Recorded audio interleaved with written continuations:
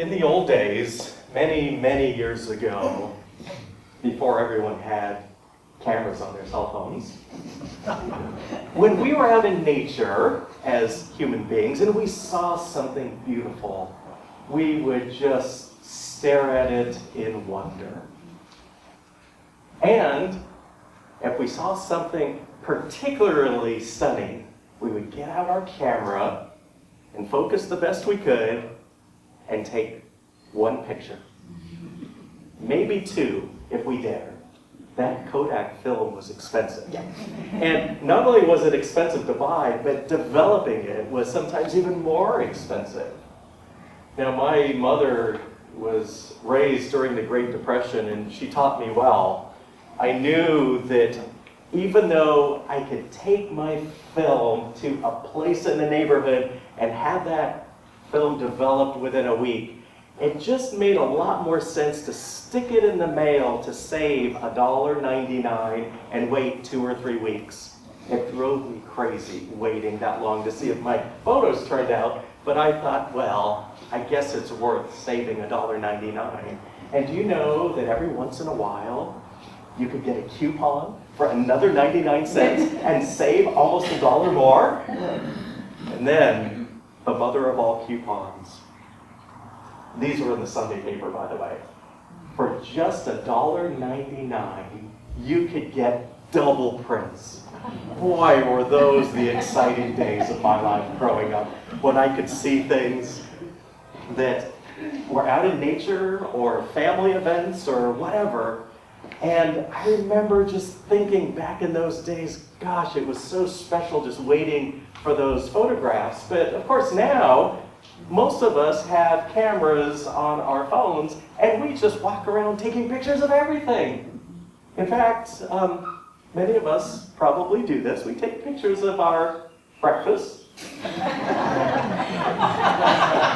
our lunch, our dinner, our snacks, and just about everything else in front of us. And then we post them on Facebook and Instagram and tell people to see what we had for breakfast, for example. And of course, our good friends say things like, wow, that's amazing. And I've just never been able to post my oatmeal on Facebook for breakfast. But you get the idea. Sometimes I long for the days when we would be out in nature and we would just say, wow. And we would be outside without a cell phone or a camera. Remember those days? Long, long ago. It seems like there was a deeper appreciation for the sacred, for the natural world, and the supernatural. Now, I don't want to criticize anybody for taking pictures of beautiful things, because I do that all the time. But every once in a while I wonder, are we valuing the image that we capture on the camera more than the actual thing itself? Now let me give you an example. You remember, I guess it was a couple weeks ago, we had those torrential rains. It was so wet here that some people didn't come to church that Sunday. Some people weren't just going out. I wasn't sure if I was going to go to an appointment in Lihue because I didn't know if the roads would be too flooded. Well, the day that the rain stopped, I think it was a Sunday, I decided I was going to go down to Makahuena, just on this side of the Grand Hyatt, and I was going to walk as far as I could, not knowing how far I could get because I knew the ground was pretty soaked. And it was muddy, but I got all the way to Ma'ulapu.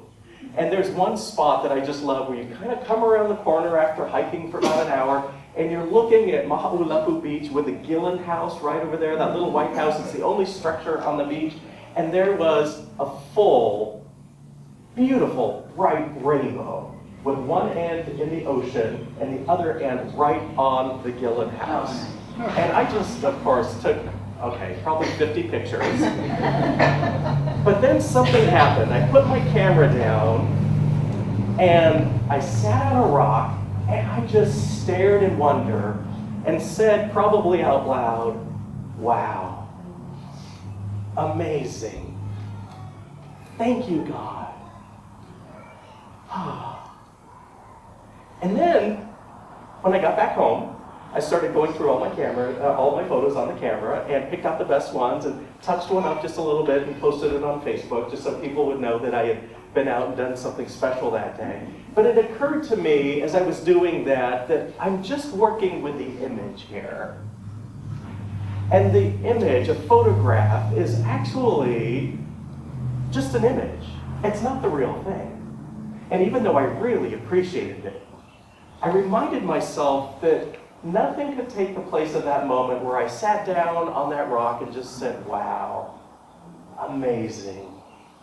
Thank you, God. Now, that photograph, to me, is a pretty good one, if I might say so myself. It felt really good to be able to take a picture of something so stunning, and I was happy to share it with people.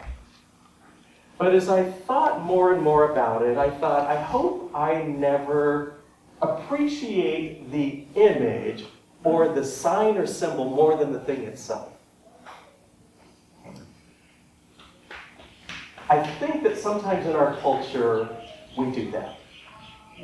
Now, let's look at the rainbow, for example. That rainbow that I saw was actually, according to the Judeo-Christian tradition, an image, a sign of something with much deeper meaning.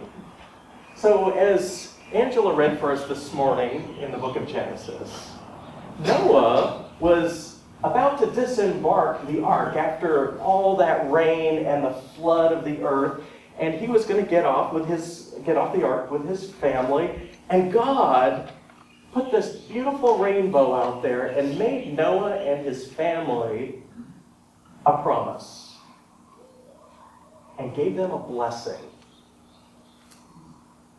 And we sometimes forget when we look at things like a rainbow that in our tradition, the rainbow actually stands for something. It's stunning in itself, don't get me wrong. It's beautiful just to say, wow, what an amazing rainbow. But let's remember that many of the things in our lives, like rainbows, are to remind us of something much deeper. So in the book of Genesis, God told Noah that the rainbow was there as a sign of promise, as a sign of blessing, as a sign of covenant. And the covenant wasn't just between God and the people, mainly Noah and his family. It also had to do with the entire earth.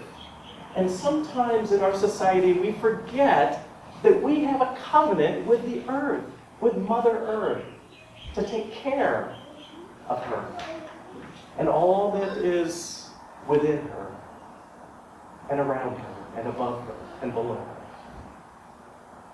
The covenant to Noah also had to do with every single animal on the planet. And we sometimes forget that too, that all the animals, everything that moves and every living thing is a part of this covenant between God and Noah, who represents all humanity at that time. And all of nature, all that is around us.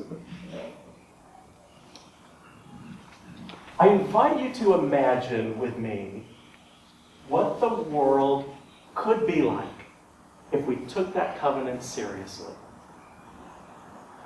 Imagine a world where we had only honor and respect for all that is sacred and divine, all that is what we call God. Imagine a world where the earth is respected and honored. Imagine a world where every single animal is cared for and respected and honored in its uniqueness and in its beauty. And imagine a world where every single human being is honored and respected. Now, as I imagine this world, I have to say that the world I live in is very different from the world I imagine. And I'm guessing most of you would say the same thing. As I ponder how much we have polluted the land, the water, the skies, and as I think about the violence that people have bestowed upon animals, and other people. I have to tell myself that we might appreciate the rainbow as a human race, but not what it represents. My hope is that we will, when we see a rainbow and when we look into each other's eyes, that we will remember the covenant that God has made with all of us. That there would be honor and respect and compassion for everything in the natural world, in the created order. Now, today's theme is blessing, and our sub-theme is beginning or beginnings. And I've been thinking a lot about why we don't start things that make a difference. Those of you that were here just a few weeks ago that got that message on your text phone about a ballistic missile coming to our beloved islands know what I'm talking about. I actually remember thinking on that day, why do we live in a world where a message like this might even be necessary someday? This is not the world that God wanted. This is not the world that we imagine when we think of the blessing of the rainbow. What can we do to get something started to change this?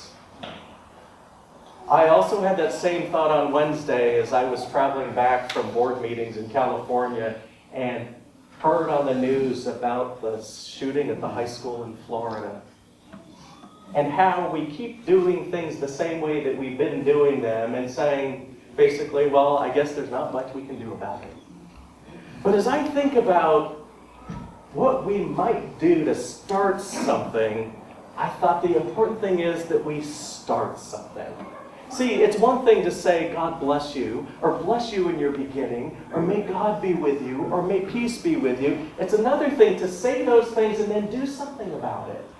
And in fact, the Epistle of James, which Angela read for us this morning, says just that. If a brother or sister who is naked and hungry comes to you and you say to that person, well, God bless you, be warm and well fed, and then you don't do anything about it, what good is that, says James. Faith, he goes on to say, without works is dead. And so over the last few weeks, I've been thinking a lot about what's just one thing I could do? Just one thing. And as I pondered this, I thought, I know there's organizations out there that are already trying to make some kind of a difference. And so I started Googling, and I came up with the Nuclear Age Peace Foundation. And I thought, well, I wonder who supports this. And so I went on to that page, and do you know the Dalai Lama supports the Nuclear Age Peace Foundation? Archbishop Desmond Tutu supports the Nuclear Age Peace Foundation. Pope Francis. The list goes on and on and on and on and on. And I thought, these are some of the pillars of the world that I have deep, deep respect for. And my sister's birthday's coming up. And I know she cares about this. So I actually just made a donation to the Nuclear Age Peace Foundation in my sister's honor for her birthday. And it might not seem like a huge thing, but at least it was a start. And then when I saw my sister just a week ago, we had brunch last Sunday, she said, thank you. What a great birthday present. I really appreciate it. And then I thought, well, that's just one thing. What else can I do? And so I got a hold of the Nuclear Age Peace Foundation newsletter, and I thought, one other thing I can do is read this every month or however often it comes out. And then, what else can I do? So I have a weekly list of opportunities, things to do. And I wrote on there, what is one thing I can do today, every week, to end nuclear weapons? Just getting started, having a beginning, was enough to motivate me to do the next thing. But sometimes it's that energy to start that we feel like, it's too much, I don't know what to do. Why do anything? Because I probably won't make that much of a difference.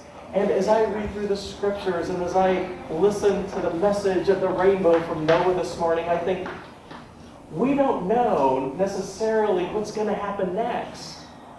But do you know, Noah looked at that rainbow and he got off that boat and civilization started again. And I thought, okay, it's really important to remember just to get started and ask for the blessings, ask for the prayers, but then do something as well. So I went back to the book that we are looking at during the season of Lent, To Bless the Space Between Us by John O'Donohue. And as I was going through, I've read the whole book already, at least most of it I've read twice now.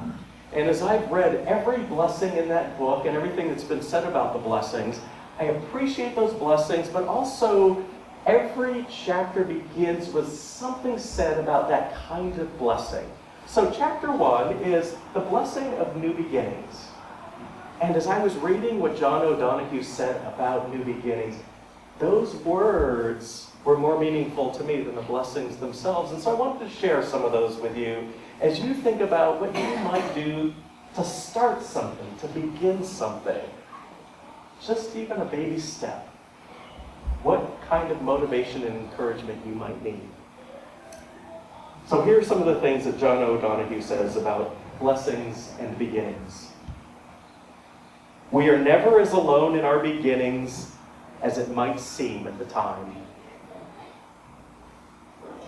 Our very life here depends directly on continuous acts of beginning.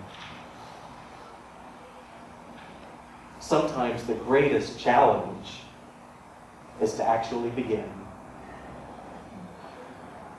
And an old Irish proverb, a good beginning is half the work.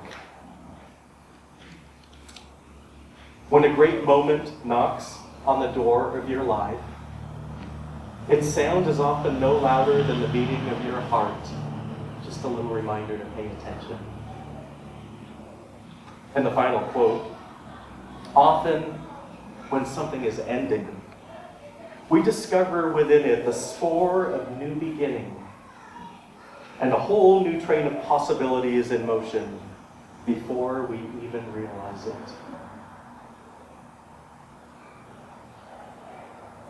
So as you think about these quotes, this book about blessing and this chapter about beginnings, I encourage you to think about some way that you might find inspiration to start something new that will make a difference, that will make the world a better place, where you can share God's compassion with others.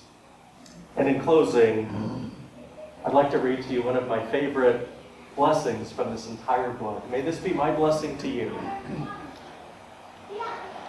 On the day when the weight deadens on your shoulders and you stumble, may the clay dance to balance you.